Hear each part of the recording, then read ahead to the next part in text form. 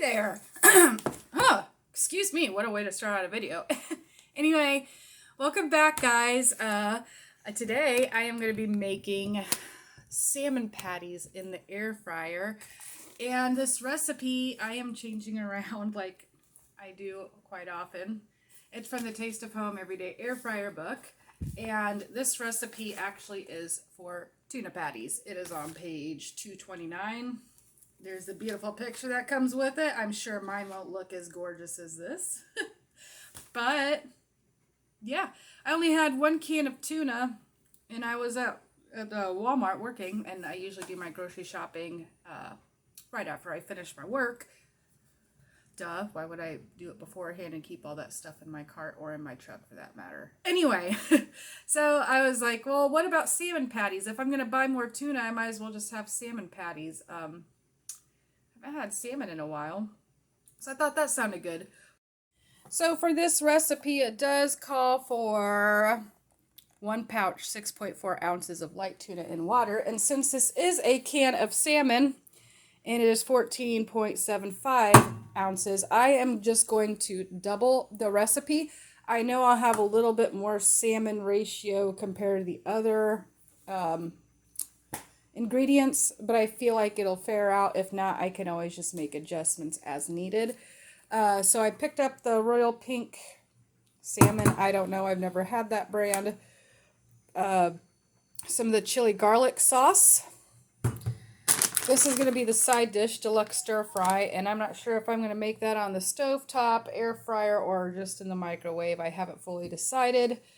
And then I have some wimpy celery that needs to be used up, and an onion. A couple other ingredients and things I forgot to mention was 2 eggs. It does call for 1 large egg. Those are medium eggs out of Phyllis, you know, the Polish Silky my parents have. I'm going to see if that'll work before whipping out a whole other egg.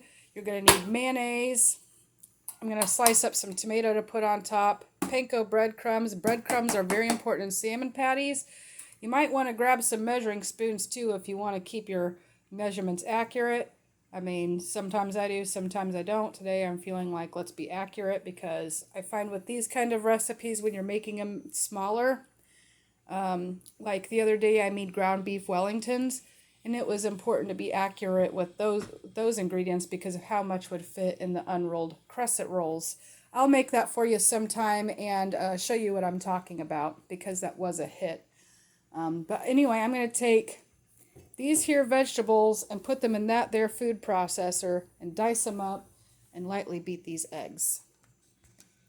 All right, everybody, I lightly beat the eggs. I was like, bad eggs. Very lightly, though. I don't know, I just had to be silly. That's what I was thinking of when I was whipping them.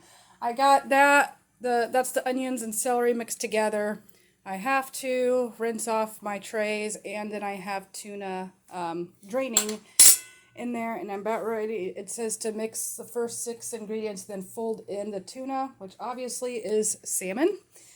And so I will be working on that. So the first thing I got to do is add my breadcrumbs. I'm going to add my breadcrumbs first because I'm going to use the same measuring cup to add in the celery and onions. And it calls for a 1/2 cup for regular recipes, so I'm going for a full cup.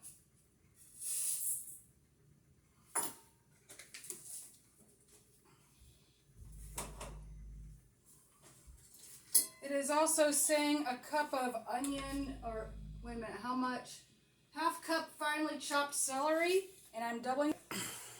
Now it is ready to make patties. All right, so the directions say to preheat the air fryer to 350 for 5 to 6 minutes per side.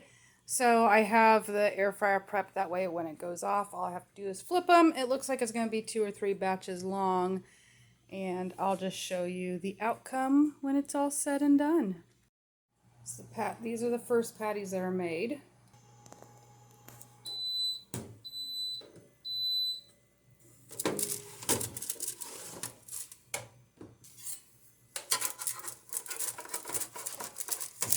Whew!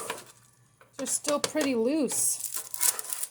I don't know what's with this cookbook, and maybe they need cooked at a higher temperature. Yeah, I don't know.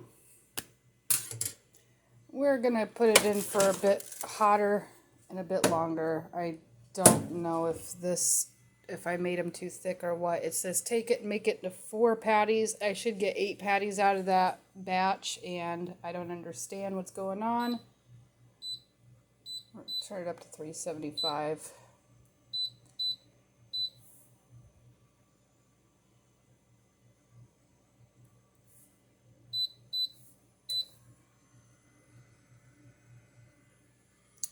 Strange. Let's try it again. That looks better.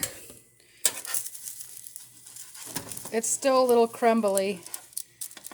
Oh, they might be crumbly salmon patties. See, that's what I'm saying.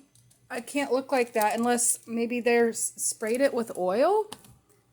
But it doesn't say anything about spraying it with oil on a greased air fryer basket. Well, this is a bit... Maybe that's why I didn't put it in the basket and it's on the tray. That's an easy fix though, if it's not too crumbly. Well, I hope I fixed the problem here. So, they're not turned over, but I did manage to get them kind of in one piece on the basket. So, we'll try it again. I think I'm going to stick with the 375 though, because, yeah.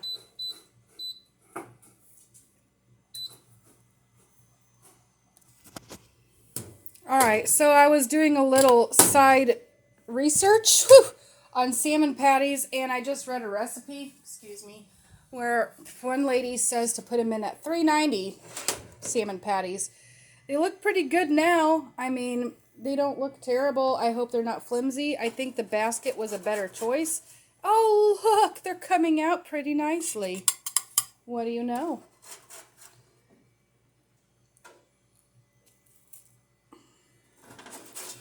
Now, it's time to make some toast.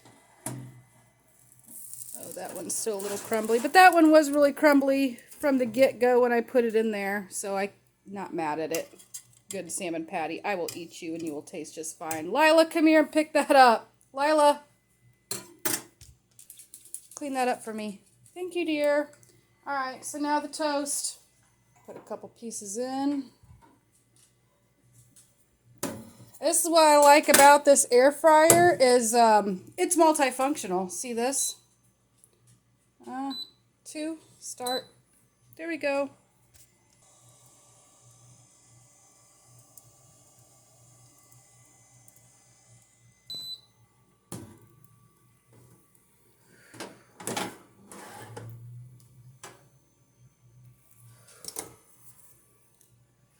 I guess if you wanted them toasted on both sides, you could have flipped it around halfway, but I'm not that picky.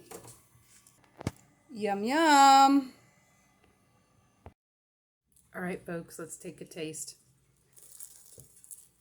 So I got this beautiful sandwich, and I cut it in half diagonally so it's fancy, even though it's falling apart because it's the one patty that was struggling.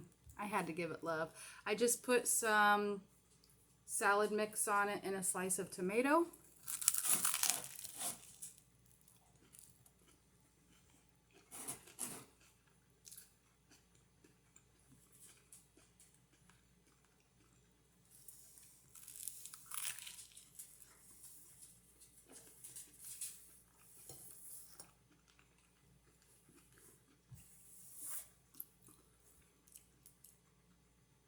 I will say that's really good, and it's not even spicy.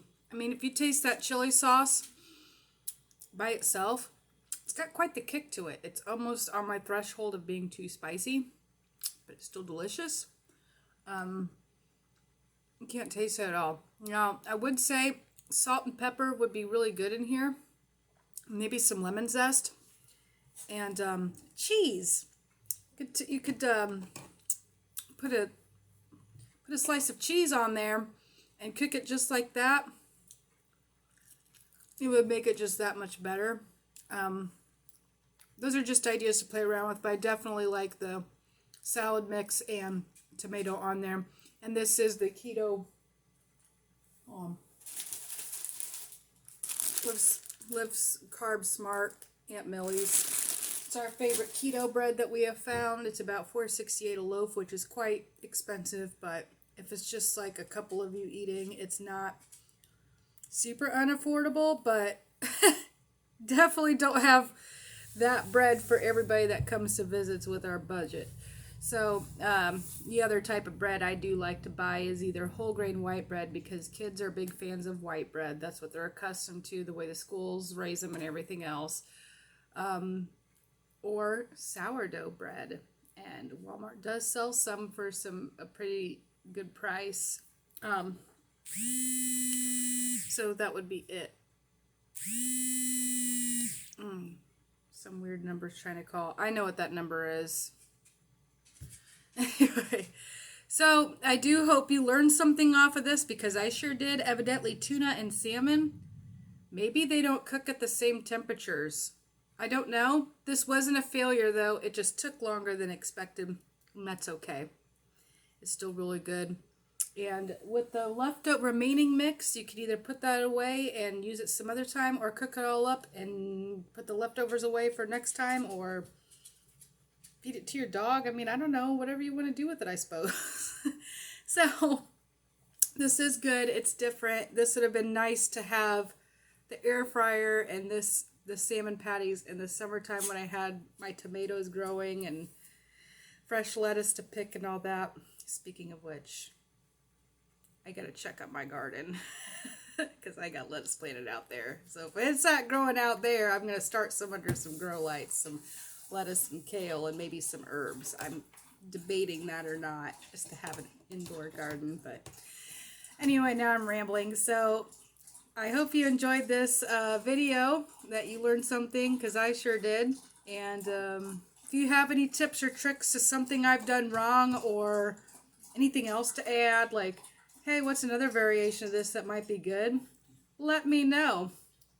Because all I got is these cookbooks. The air fryer thing is a learning curve, obviously. And yeah, just figuring it all out, and you can see reality as it happens. It doesn't always turn out perfectly or how the book describes, but we'll get her done anyway. So I love you, and so does Jesus. God bless everybody.